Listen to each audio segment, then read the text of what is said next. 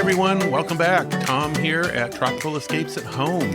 And it's been a little while since I've been able to do a show on my own. Things have just been busy around here, just really, really busy, and all kinds of things going on, and obviously now preparations for the holidays and such. But I guess just a little insider info here, a little behind the scenes, quote unquote, info, maybe a little bit of housekeeping info too for anybody who's visiting the website. But I've been busy with moving the online store, and as many of you know, I do pretty much everything on my own here, and managing the online store was a lot, and I am not a high-tech savvy kind of person, and for all of the people out there who use WooCommerce, more power to you. I think it needs a small army of people to stay on top of that, in addition to having Bluehost as a hosting service, because somewhere in the middle of all of that mix, things get missed, and I'm not exactly sure where. But then when your email gets hijacked and some bots, whatever those are, start doing whatever they do, and your inbox starts getting flooded with fake orders and all of this, it's just a lot to have to keep up with. And so with the store, I thought, we have a lot of cool inventory here. We had a little clearance sale, which we sold out of those things for the year because I want to make room for a couple new product lines for 2026 that I think would just be fun to have. But with the inventory that we do have, I said, you know what? I'm going to close this store and I'm going to move it to a place that is already totally automated and there's a big, huge audience. So I have moved the whole store over to eBay. After researching a few different formats, I thought, you know what? This one is kind of tried and true, and everybody knows what eBay is to some degree. Some people have used it here and there. Other people have used it many, many times, but I thought, I'm going to do that. So they can handle all the IT techie stuff. I can just handle taking orders on my end here and shipping those out. So spent about a week and a half moving everything over there. And it's been good. I've been getting some great activity and filling a few orders there. So I will have the link to my little store in the show notes. But yes, we are now on eBay. Tried and true, very trusted platform. It's been great. And in addition to that, I've been fielding some requests from different guests who would like to be on the show.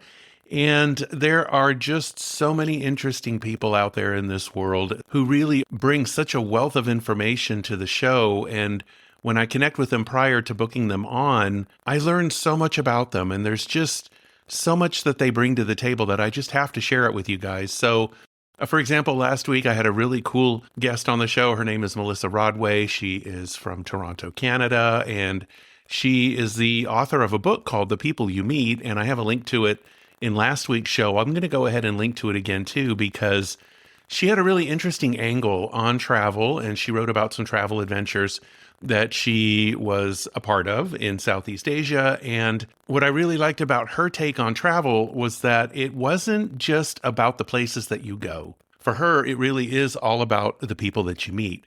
And with my travel background, I've learned that too, that obviously the people that you meet is a very interesting part of it. I've just always placed such a heavy focus on places that I want to go and see. And this is where I think the difference lies with some people. Is some people are very into the actual places. They're very visual. There's things that they want to go and see, the natural geography, the natural beauty, and things like that. And then there's other people who are more focused on the actual cultures, the people themselves, and where they actually reside. The country where they live is important, but it's not the primary focus. So there's people that fall on both ends of the spectrum, and then there's those that fall everywhere in between. And it was really nice. It was a real refreshing conversation to have with her, because she really reminded me that the emphasis should really be on the people. Obviously, you do want to go visit countries that you're interested in because of the beauty that they hold and just the type of country that it is geographically and where it might be located on this planet. But again, don't forget the people, and, really make it a point that when you go, don't just hang out at the hotel. You've heard me say in past shows, if you can, try and avoid the major hotel chains, because I love Marriott. I've stayed at many nice Marriotts. I love Sheraton, very, very good hotels. But when you've stayed at one, there's a lot of commonalities between them. And I'm a big believer in find a really nice locally owned hotel, one that's either a brand within a particular country, or it's owned by a family or some individuals, a particular business group or something that is local, just so that you can have that extra infusion of local culture and just authenticity. And that's what my wife and I really discovered when we traveled to Fiji. And we did not want to stay at one of the big hotel chains because most of them can be found there. But we did stay at Matangi Private Island Resort, as you've heard me talk about in the past. And it's privately owned by a wonderful Australian family that's had ownership to this island in Fiji for a very, very long time. So it really just was a very authentic experience for us. And we were able to interact with local residents who live on a neighboring island and they work at the resort. And then when I went back a second time to meet with specific artists, I was able to just meet all kinds of people and they were just wonderful and it was so cool. So yes, I really do appreciate people from different cultures, and her show really reminded me about that. So I do recommend that you tune into that. Again, her name is Melissa Rodway. She was an absolutely wonderful guest. And then next week, I'm going to be publishing an episode where I had another guest on a completely different topic, and his name was Casper Stanuel, and he is based in Europe, and he is the co-owner of an AI company that specializes in architectural design, and they do touch on interior design as well. And as I've mentioned in a previous show, I'm personally not a big fan of AI when it comes to interior design because I find that the results are just very sloppy, and it's not always the results of bad input on the part of the user. Sometimes, depending on the tool that you're using, it's just not very good. But when Casper had reached out about being on my show, I thought this could be really interesting because he focuses on the architecture. So for people who are building from scratch or you're doing some remodeling, what an excellent way to bring in the aspects of tropical design, where in that line of architecture, there are specific forms because it's all about the function. When you are building in a tropical climate, obviously you're maximizing the local climate, the environment where you are located, and it's all about airflow, good ventilation, taking advantage of natural cooling, and maximizing sunlight, and all of these really cool things. And what I really liked about the information that Casper provided was you don't have to live in a tropical climate to incorporate these design elements into a home if you, again, are having one built or you're going to do some remodeling, because you can bring in the natural beauty of wherever you live. And there's nothing wrong with large windows and open air spaces, depending on the weather you have. If you do have weather-friendly months and colder climates where you can keep those windows open, or big sliding doors that open up to some beautiful scenery outside, I really encourage people to consider that in their design ideas, because bringing the outdoors in is such a wonderful way to just have that fusion of indoor and outdoor living that is so common in tropical lifestyles and tropical cultures. So to me, regardless of where you live, as long as it's weather friendly enough and you can do it, I think you should look into that. Casper was very, very cool, provided a lot of great information about how to avoid issues with AI when it generates poor results, because we did start touching on the interior design aspects, and I shared some of my concerns with him and things that I've come across.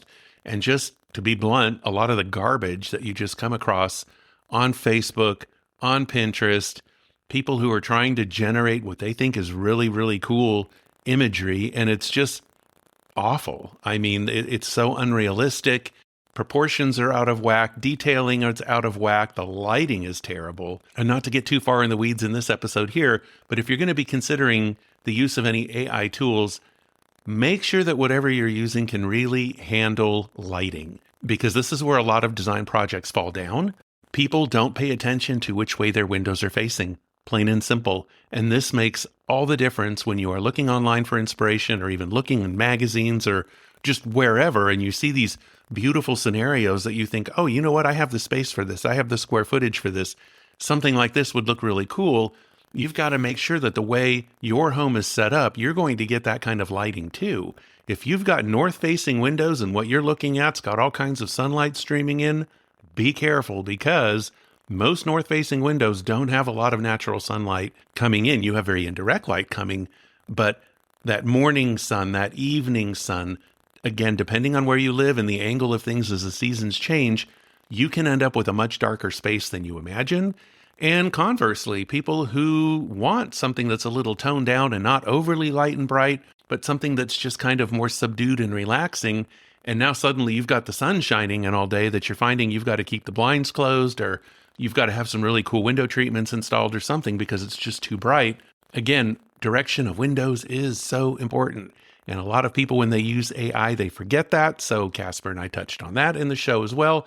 We've got a couple tools that we've talked about in the show. So that is going to be coming out next week. I will publish that episode on Tuesday, December 2nd.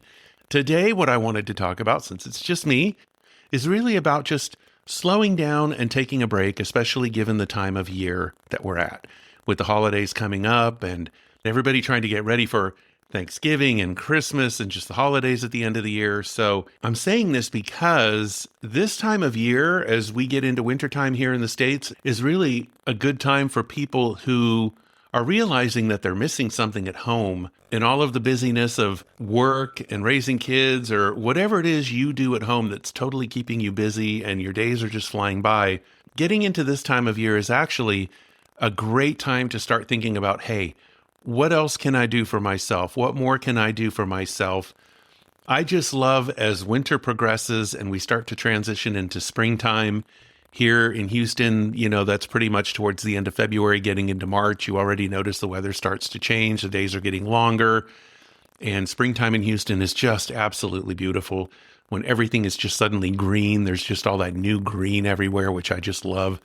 You just get that chill out of the air, and being outside just becomes a lot more welcoming. To me, it's the perfect time to start transforming a particular place at home. Just take little breaks for yourself. Make sure that you cut out and just disappear into another room, or even if it's outside, going to take a walk or hanging out in a quiet part of your yard or something, just getting away from everybody just for a little bit and just focusing on yourself. I'm very into that whole mental health and wellness where you have to stop and breathe and just reflect on what's going to work for you. What can you do to de-stress and just create some visual beauty in your life, in your surroundings? How to bring that healing magic of the tropics into your life and into your space. It really is a good idea to just start writing down some ideas, making some notes, and just doing some pre-planning. And then as you move through the month of December and then New Year's comes and everybody kind of gets back into their groove back in January, that's when you can really start putting your plan into motion and saying, you know what, I'm going to do this particular room or maybe 2 rooms in my house or something like this. So you just have that place that creates a sense of renewal, that sense of peace for a new year. So many people make all these resolutions at the beginning of the year and, I'm going to do this and I'm going to do that. And this particular year is just going to be so much better in this way and in that way. And then before you know it, you're into June and July. And then before you know it, it's September, October. And then you're right back where you were at the holidays again. And you look back thinking this year, yeah, okay, it was good. Or, there were these very stressful things that happened. Or, maybe it was a really crappy year for you. Or, maybe it was a great year. Whatever it was, did you take care of those resolutions? Did you follow through on them? Did you create that little space that's just for you where you can go and relax and refuel and just recharge so that you can get that new burst of energy and strength to continue on with those things that keep you so busy throughout the year? That's one thing I always think about at the end of the year is how can I make next year better without making a ton of resolutions that I know I'm not going to keep, or trying to reach for the stars here and just setting the bar so high that then you end up making yourself miserable because the chances of you meeting those high bar things are next to none because, again, you're so busy and work is crazy and school is crazy and life is just crazy sometimes. But when you do prioritize a little tropical escape at home, it really does provide a sense of calm. It provides a sense of peace. For me personally, I have a pretty prayerful life. I really try and include Jesus in everything. I try to remember to thank him and praise him for everything and all of the goodness. And even when things go wrong and even when things are bad, to help me to learn from those things. What is it that you want me to take away from this? These things are happening for a reason. Don't let me miss what the reason is so that I can continue to grow and get better as a person. And then it only adds to the whole peacefulness of my plan and what I would like to do to a particular room. If I want to change the paint color and change the upholstery or change the artwork or just do something, bring in some plants.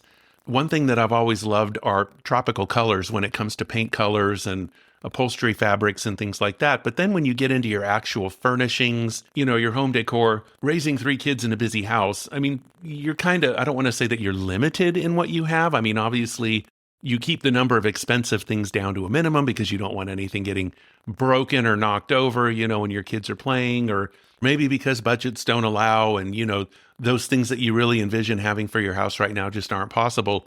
What I find changing within me, I find what I want to see in my house looking more authentic, having a little bit more of that vintage look to it. And that's one of the really cool things about tropical decor is not everything has to be new. Obviously, there is a lot of new stuff out there, and there are new things out there based on old art forms, like a lot of the stuff that I carry in my store when it comes to the wood carvings. And I have the warrior clubs, I have the cannibal forks, different ceremonial carvings. These are all based on historical pieces that have been around for hundreds and hundreds of years. Obviously, they're all replicas, they're not the originals, because the wood carvers I work with are amazing and awesome, and they can just really recreate these art forms into beautiful pieces, which you can have in your home today. But when you get into things that are more vintage, maybe it's because I moved the store over to eBay, and I was never a really big eBay user before that, but I found some really, really cool stuff. When you get into just not necessarily the tiki, although there are some cool things in the tiki space, but, like my aunt had this old vintage 3-tiered wooden pineapple Lazy Susan type of thing that she used to have full of nuts. And she had the different nuts on the different layers and a big nutcracker there. And the top was like this wooden pineapple. And it had these little removable leaves. I don't remember if they were little spoons or what they were. But I remembered this thing and I thought, you know what, I want to try and find this. And you can get them on eBay. They have people selling them. They're marked as vintage. They probably were passed down through a family. And the ones that are in really good condition are anywhere from like $60 to $100, but they're really cool. And you don't have to use them for nuts. I mean, they have the little partition dishes, which you can put things in, but just things like that. Or if anybody's old enough to remember those old vintage rain lamps.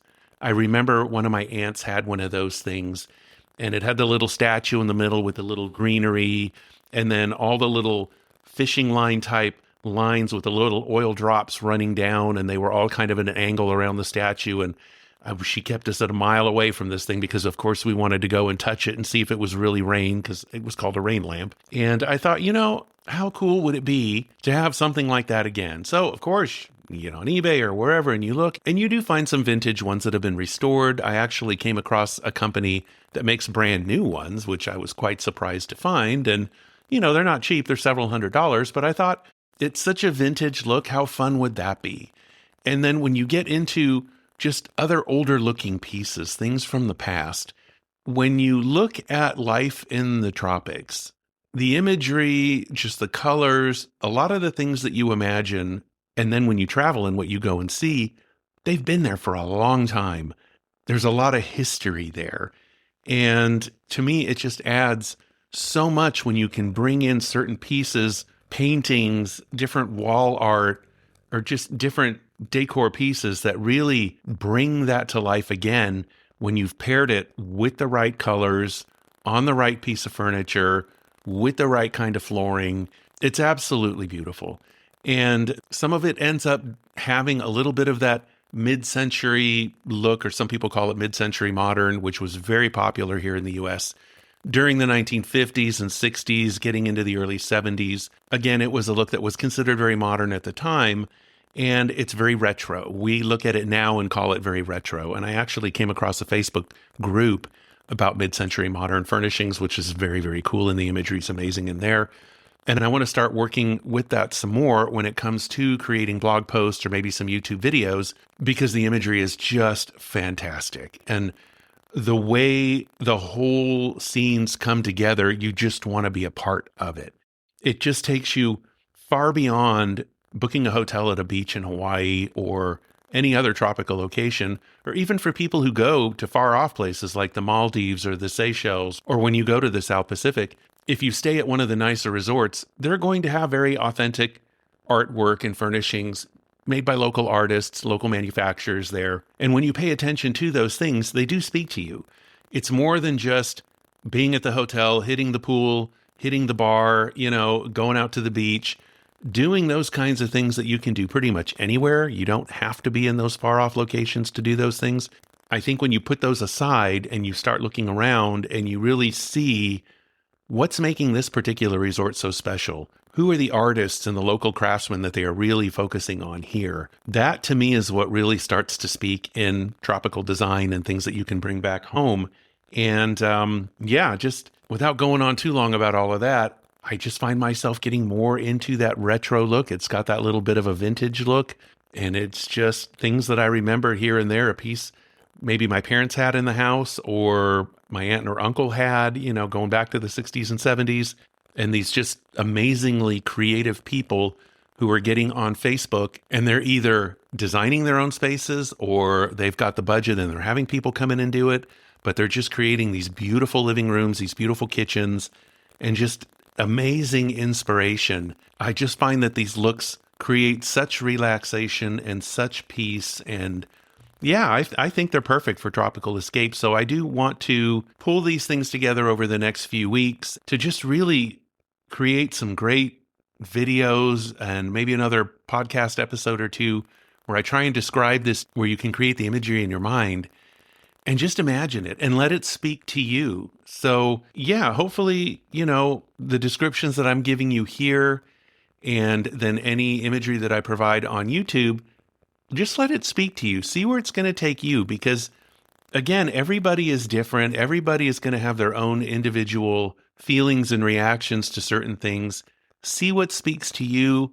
Put your own particular twist or spin. If you find yourself leaning towards certain colors and pieces, just an overall look, make it your own. You don't have to copy what somebody else is doing.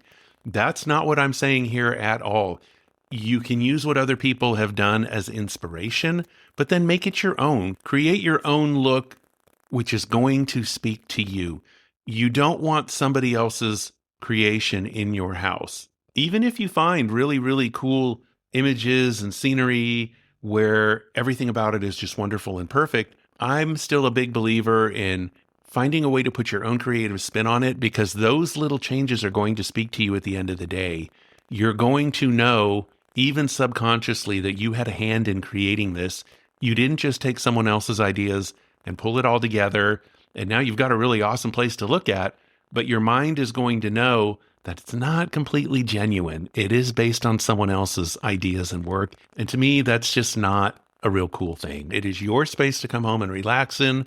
It is your space to escape to if you live in a really busy household and you set some boundaries, you set some limits, that when I am in this particular space, this is my time here, and you don't want to bother me when it's my time, because if you do, you'll find out what happens. And, you've got to put those boundaries out there. Don't be afraid to, kind of lay down the law a little bit where needed, because at the end of the day, it's all about renewal. It's all about recharging, relaxation, gaining what you can until you can get away on an actual trip next time, or trying to recapture as much as possible the awesome experiences that you had when you traveled, recreating that at home. And while you may not have the people around you, cool people that you met, whether they're local residents or they're fellow travelers from around the world, obviously you won't have that in your home. But the cool place where you guys were hanging out, you can recreate that very closely sometimes, depending on what it is you're able to do and how your budget allows. But that's what I really encourage people to do, because it is a very wonderful thing to have at home when you can continue these vacation experiences, these mind and body relaxation moments, and you're surrounded by beauty, tropical beauty, things that remind you of where you were. And when you can get into the artwork and the furnishings, if you can get any actual pieces from where you were, even better. And then you get into the sensory mode, the whole auditory aspect of it, whether it's local music, you find it on YouTube, or maybe it's just another music source that you were able to purchase or something where it's that authentic sound. Many people on YouTube will use those nature videos where you're just looking at nature and you've got the sounds, and you can just really just close your eyes and immerse yourself there and then open your eyes. And this is just such a beneficial thing to have at home. So as you all know, that's what I really encourage.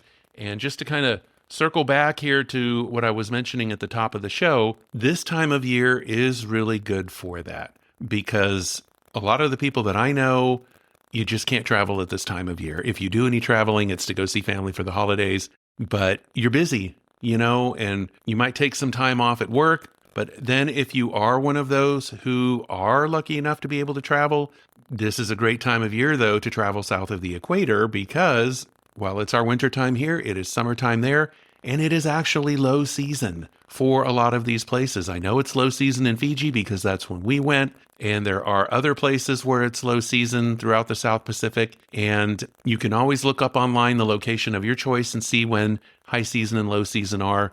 Just know that for the tropics, low season, it's going to be more of that summertime weather, hot and humid. It tends to be the rainy season.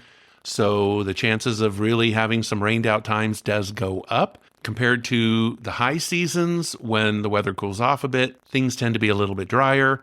That's why when my wife and I, when we choose to go to South Florida, for example, when we have to stay close to home, we will go to Florida in September. By that point, the kids are back in school, but the snowbirds are not arriving yet. That whole wintertime crowd that shows up in November and December is not there yet. And that is why South Florida during the winter season is very, very busy. It gets very crowded. Things tend to get very expensive down there. You will not find my wife and I in South Florida in November, December, January, not even February, because we don't do high season in the tropics. We actually prefer the heat and the humidity. You're out by the pool, you're at the beach, it's summertime, and you have very low crowds. Some of these places that you can go, you'll have only half occupancy there, so no crowds, no lines. A lot of times the flights aren't even full going to these places. So yeah, do consider that if you are lucky enough to travel at this time of year. And then, of course, when you do travel, look for that inspiration. You will always hear me say, notice everything, look at everything, listen to everything, and make notes, take tons of pictures, and then use that information to see what you can recreate at home.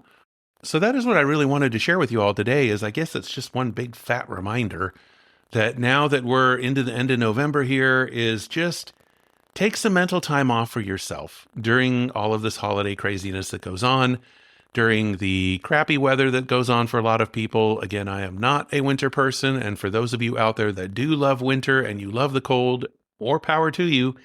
It is not my scene. But if it makes you happy, that is a very important thing, because happiness is a good thing, and it's very important to be happy and just to be free and stress-free. So if you are into all of those winter sports, go and do those things.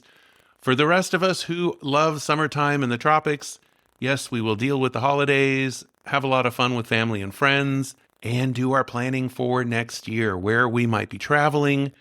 What can I change up at home? Looking around my house, what am I going to change up?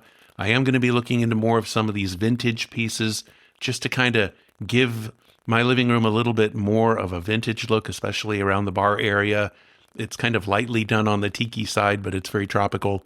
And as I come across any new pieces, if I can actually get those, I will definitely take pictures and share them with everybody. But yeah, that's my big reminder for you today. So with that, do be sure to check out last week's episode with Melissa Rodway, because that was an excellent conversation. And she had a very unique take on traveling, as I mentioned before.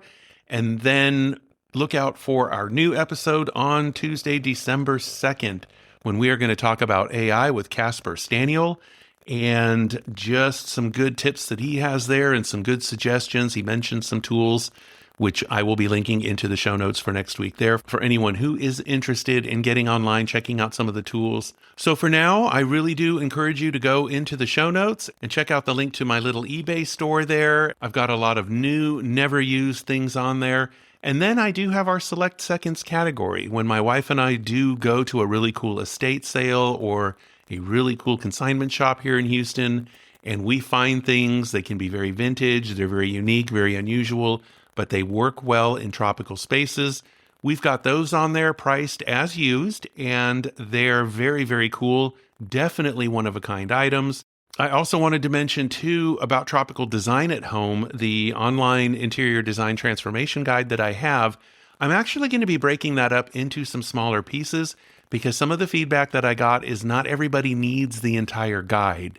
Some people might be good on certain aspects, like when it comes to color or furniture layout, but they really need help with lighting or with measuring. And a few others have said, I really just need to learn more about color mastery, color palettes, the psychology of color, things like this.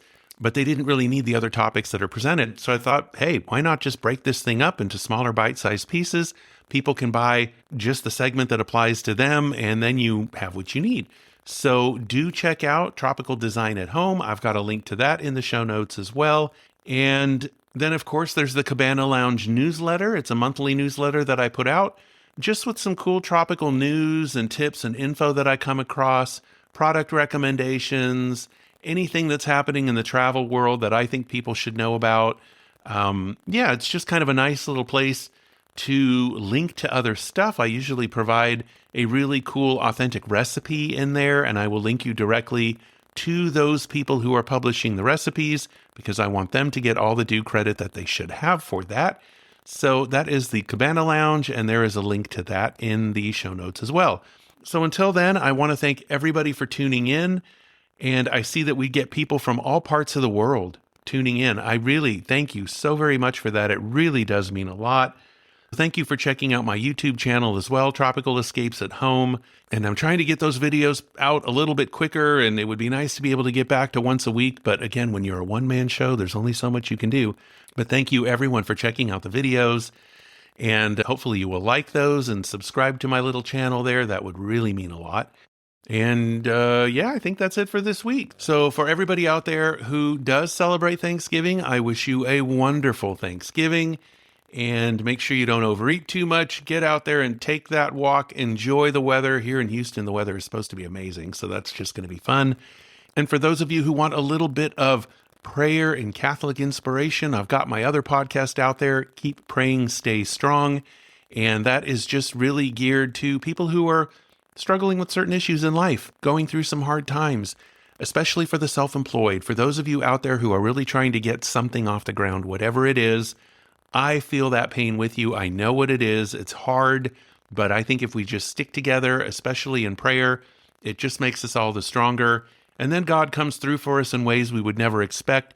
So yes, you can also check that out. Keep praying and stay strong. So until then, I wish you lots of tropical inspiration, a lot of great health and happiness. Again, have a safe holiday, and we will catch up again next week. Take care, everyone. Bye-bye.